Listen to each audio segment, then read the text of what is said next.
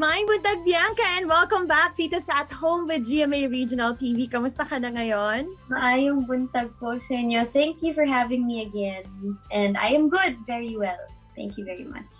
So far, kamusta ang 2021 para sa'yo? 2021 has been okay. Better than 2020, of course. 2021, I think medyo mas nakaka-recover and mas nakaka-adapt na tayo sa bagong normal. But yes, better than 2020. And happy sa 2021. And one thing that makes your life also happier this year is all about, music. Kaya naman, ang umaga natin ngayon will be all about your, passion for music. Kailan ka ba nag-umpisa na, to spark your interest in music, Yes? I loved music ever since. Pero I wasn't really confident to be that person who sings. Ever since mahilig makinig ng music, even my family, we all love music. Pero talagang ako personally, hindi ako confident na maging isang performer, maging isang singer. And every time I would sing, a lot of people would tell me na, okay yung boses mo, bakit hindi mo gamitin, bakit hindi mo iparinig sa ibang tao. And I would always say no kasi talagang nahiya ako noon and hindi ako confident until GMA Music came to me, to my team, and yun nga, they wanted to offer me a song which was my first single noon kahit kailan. And kahit nahiya ako, I said, okay, sige po, subukan ko po ito.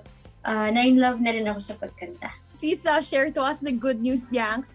Pwede na ba natin pag-usapan ano itong new single na ihatid mo ngayon sa mga kapuso natin? Yes, meron po akong bagong single na i-release. It is called Itigil Mo Na, under GMA Music. Of course, my song Itigil Mo Na is composed by Direk Niel de Mesa. And I am excited po na marinig na po ng mga tao. Ano ba ang story behind Itigil Mo Na? Itigil Mo Na is a song about kung sino man yung kumakanta, begging that person na mahal niya talaga na sana siya na lang tumigil. Itigil na lang para sa kanya kasi hindi niya kayang bitawan yung tao. So, masakit siya. Ako, no? Malalim ang mensahe. Pero in your personal life, have you encountered parang something na ganyang circumstance? Yes. Yes. may mga kung ano pa. May mga Yes. paisip pag nagagalaw. Yes.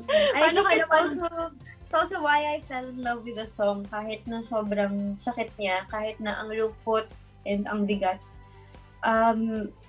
I loved singing it. Yax, pwede bang makahingi naman kami yung favorite line mo naman of the song Itigil Na? Kaya di na ako makikiusap sa'yo at alam ko naman hindi ako yung gusto, pero di ko na kayang ipilit pa, ipilit na ibigin pa. Sana pusong ito ay sumuko sa'yo. Ilang ulit pa bang mahulog ako? Itigil mo na puso ko walang kadala-dala. Nakikiusap ako. Itigil mo na. Oh, ouch! Damang-dama namin yun, Bianx. Maraming salamat and we're so excited na marinig na ang full song. Well, for those na hindi pa napakinggan ng iyong, so please invite everyone, lahat ng ating mga kapuso dito sa Mindanao.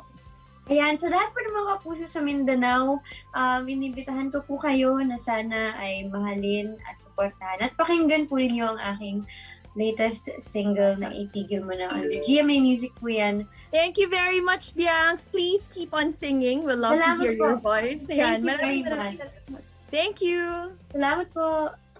Kini ang At Home with GMA Regional TV.